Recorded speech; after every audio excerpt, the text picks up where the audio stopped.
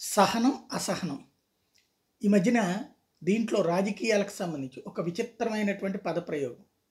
సాధారణంగా ఏ తస్లీమా నస్రీను లేకపోతే గనక 'సల్మాన్ రష్డీ' లాంటి వాళ్ళని తెల్లనరకమన్నటువంటి వాళ్ళు ఉన్మాదులు అంటారు వాళ్ళని. వాళ్ళకి సంబంధించి తలలకి వెలలు కట్టేటువంటి వాళ్ళని తాలిబాన్ మనస్తత్వం అంటుంటారు. తాజాగా తెలుగుదేశం పార్టీకి సంబంధించి కూడా వైసీపీ వాళ్ళు కొత్త ట్రెండ్ ఒకటి చేస్తున్నారు. పచ్చ హమాస్ అంటూ. ఎందుకంటే వీళ్ళు పేటీఎం అని వాళ్ళని అంటున్నారు కాబట్టి వీళ్ళని పచ్చ హమాస్ అంటే, హమాస్ అంటే తెలుసు కదా, ఇతర దేశం మీద వెళ్ళి దాడి చేసి ఆ తర్వాత అక్కడ వాళ్ళని బందీలుగా పట్టుకొచ్చి మా మాట వింటారా లేదా అంటుంది. ప్రపంచం మొత్తం కూడా అవునవును వాళ్ళ మాట ఏనండి వాళ్ళ మాట నేనండి అంటుంటుంది. అట్లాగా తప్పు చేసి కూడా కరెక్ట్ అని కవర్ చేసుకొచ్చేటువంటి కోణంలో కాబట్టి హమాస్, పచ్చ హమాస్ అన్నటువంటి పదజాలాన్ని తీసుకొస్తున్నారు. ఇప్పుడు తెలుగుదేశం పార్టీకి సింపతైజరు, వాస్తవంగా పార్టీ కార్యకర్త కాదు, పార్టీకి సానుభూతిపరుడు, ఐఏఎస్ అకాడమీ లాంటి ఒక అద్భుతమైనటువంటి వ్యవస్థ నడిపినటువంటి ఆయన కొలిక్పూడి శ్రీనివాస్ గారు అమరావతి ఉద్యమం అప్పటి నుంచి కూడా ఆయన జగన్కి వ్యతిరేక అయ్యారు. అంతకుముందు తెలుగుదేశానికి వ్యతిరేకంగా ఉండేవాడు. ఆయన వాడిన పదజాలం కరెక్టా కాదా అన్నటువంటిది జనం ఆలోచించాల్సినటువంటి సందర్భం. రామ్ గోపాల్ వర్మ తల నరికితే ₹1,00,00,000 ఇస్తాను. ఒకసారి విందాం. రామ్ గోపాల్ వర్మ, ఈ రామ్ గోపాల్ వర్మ తల నరికి ఎవరన్నా తెలిస్తే నేను ₹1,00,00,000 ఇస్తాను. Please sir, you withdraw words. చట్ట ప్రకారంలో ఉండాలి. చట్ట ప్రకారం చేద్దాం.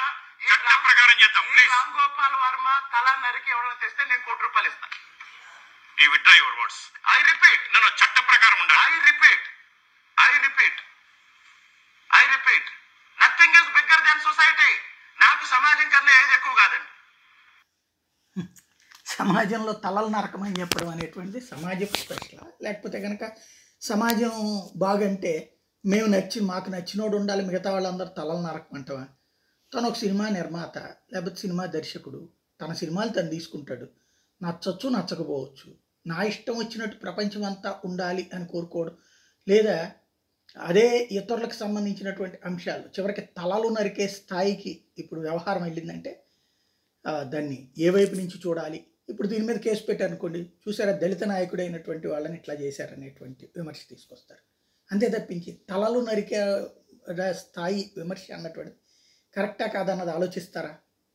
జనం ఆలోచించాలి. అది TV5 ఛానల్ వేదికగా సాంబశివరావు గారి డిబేట్లో ఏదైతే కొలికపూడి శ్రీనివాస్ గారు చేసినటువంటి వ్యాఖ్యలు, రామ్ గోపాల్ వర్మ తల తీసుకొస్తే ₹1,00,00,000 ఇస్తానన్నటువంటి వ్యాఖ్యల నేపథ్యంలో రామ్ గోపాల్ వర్మ స్పందించారు.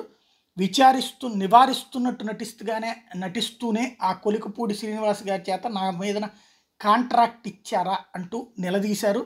నన్ను చంపించడానికి 3 సార్లు కాంట్రాక్ట్ ఇప్పించావుగా సాంబా, జస్ట్ వెయిట్ అంటూ.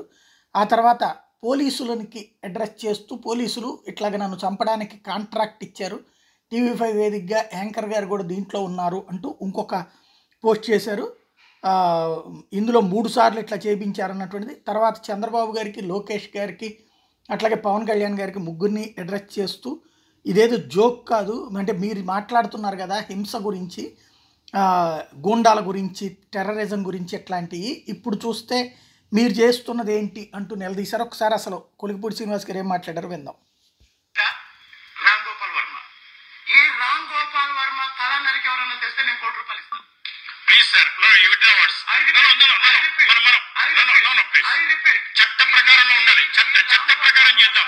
చట్ట ప్రకారం చేద్దాం. ప్లీజ్. రామ్ గోపాల్ వర్మ ఇది దాన్ని వేస్ట్ చేసుకుని తీవ్రమైనటువంటి, అంటే ఇక్కడ పోలీసులు కూడా అడ్రస్ చేశారు కాబట్టి మరి పోలీసులు ఏమైనా కేసు నమోదు చేస్తారా? రామ్ గోపాల్ వర్మ గారు అయితే అంత సీరియస్గా భయపడిపోయే రకం కాదు. కాకపోతే పాయింట్ ఏంటంటే